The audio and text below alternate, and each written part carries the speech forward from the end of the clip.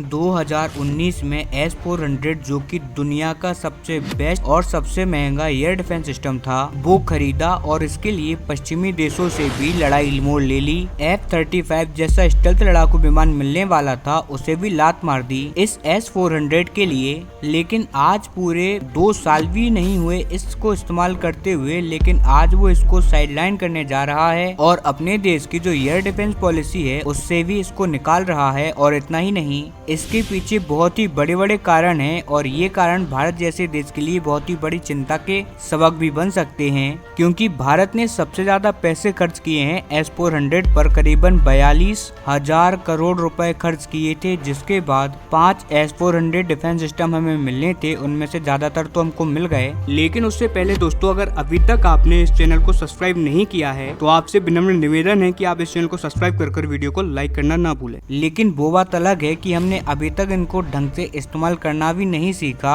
और S-400 को लेकर एक से बढ़कर एक बुरी खबरें भारत को मिल रही हैं और ये बुरी खबर डायरेक्टली भारत की BMD शील्ड से लेकर जुड़ी हुई है। अब मैं ऐसा क्यों कह रहा हूँ तो आप ये खबर सुन लीजिए, आपको समझ जाएंगे। दरअसल आप आपकी स्क्रीन पर देखिए, हम जिस देश की बात कर रहे हैं वो है तुर्की, जिसने 2019 में करीबन 3 S-400 एयर डिफेंस सिस्टम करीबन $2.5 बिलियन की लागत से खरीदे थे। और आज आप जानकर हैरान होंगे कि अभी तक तुर्की को 2 साल भी नहीं हुए हैं पूरे इन S-400 को इस्तेमाल करते हुए। लेकिन जैसा कि आप रिपोर्ट में देख ही पा रहे होंगे, तुर्की ने ऐलान कर दिया है कि वो S-400 को अपनी एयर डिफेंस की पॉलिसी से हटाने वाला है। दरअसल तुर्की ने खुद का अपना एक एयर डिफेंस सिस्टम मैकेनिज्म तैयार कर लिया है, जो कि एक multi layer air defence system है। जैसा कि भारत का BMD है ना, बस ठीक उसी तरह तुर्की ने भी अपना स्टील तैयार कर लिया है। जी हाँ, स्टील एक एयर डिफेंस सिस्टम का नाम है, जो कि multi layer air defence system है, जो कि अलग अलग प्रकार की सुरक्षा प्रदान कराता है तुर्की को। हालांकि वो बात अलग है कि ये भारत के BMD जितना ताकतवर नहीं है। भारत के BMD की रेंज करीबन 40 किलोमीटर से स्टार्ट होती है और 5,000 किलोमीटर तक ये जाती है। यानी कि अगर कोई 5,000 किलोमीटर दूर भी भारत के खिलाफ मिसाइल दागने की तैयारी करेगा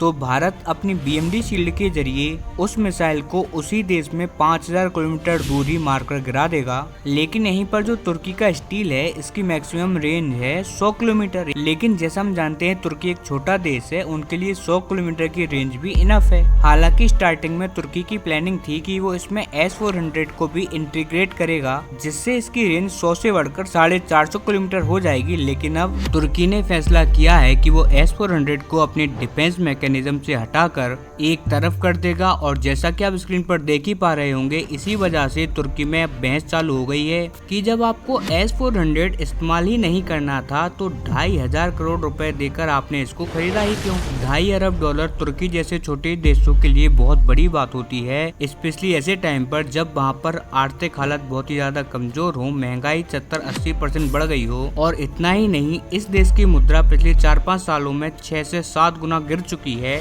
जी हाँ, और ऐसे में आपने $2.5 बिलियन खर्च ही क्यों किए जब आपको इस्तेमाल ही नहीं करना था। अब इस पर तुर्की की सरकार का जवाब है, उनका कहना है कि S-400 को खरीदने से पहले हमने जो आशाएं लगाई थी, हमारी जो उम्मीदें थी इसको लेकर, वो ये पूरा नहीं करता, इसीलिए हम इसे फिलहाल अपने स्टील डिफेंस सिस्टम से इसे बाहर करते हैं। वहीं तुर्की की पूरी सुरक्षा S-400 से हटकर स्टील पर आ चुकी है। और वहीं तुर्की के सोशल मीडिया हैंडल्स पर ये भी अटकलें चल रही हैं कि तुर्की अब अपने ये नए नवेले S-400 डिफेंस सिस्टम को कम कीमतों में किसी और देश को भी बेचने के लिए तैयार है, ताकि उनकी कुछ तो रकम रिकवर हो। इनकी प्लानिंग है कि जो भी पैसा रिकवर होगा वो पैसा लगाएंगे ये अपने खुद के स्टील एयर डिफेंस सिस्टम में, जिससे कि 500 से 600 किलोमीटर के आसपास लेके जा सके। और यही भारत के लिए तकलीफ की बात बन चुकी है, क्योंकि तुर्की की तरह ही भारत ने भी अपना BMD तैयार कर लिया है, जो कि S-400 के 10 गुना ज्यादा की रेंज देता है। जहाँ स्टील आपको अपग्रेडेशन के बाद 500-600 की रेंज देगा, वहीं BMD इस टाइम पर हमको 5,000 किलोमीटर की रेंज देता है। BMD बहुत ही ज्यादा ताकतवर है S-400 से, साथ ही इसकी कीमत भी बहुत ही ज्यादा कम है। लेकिन अब क्या भारत भी अपनी पॉलिसी से, अपनी डिफेंस पॉलिसी से, अपने डिफेंस सिस्टम से S-400 को बाहर करेगा? तो फिलहाल तो ये मुमकिन नहीं दिख पा रहा है, क्योंकि भारत सरकार अभी इतना ज्यादा अफोर्ड नहीं कर सकती इतने अल्ट्रा एडवांस हथियार को साइडलाइन करना, क्योंकि आप जानते ही हैं कि इस वजह से भारत के अंदर क्या ही बवाल खड़ा हो सकता है। लेकिन एक बात तो निश्चित है कि पिछले एक साल से S-400 की जितनी भी नेगेटिव खबरें सामने आ रही हैं, उतनी नेगेटिव खबरें दुनिया के किसी भी हथियार को लेकर नहीं आई हैं। इसलिए रूसी सरकार को भी कुछ करना होगा, अन्यथा उनके हथियारों की रेपुटेशन दिन दुगनी और रात चौगनी तरीके से गिर रही है।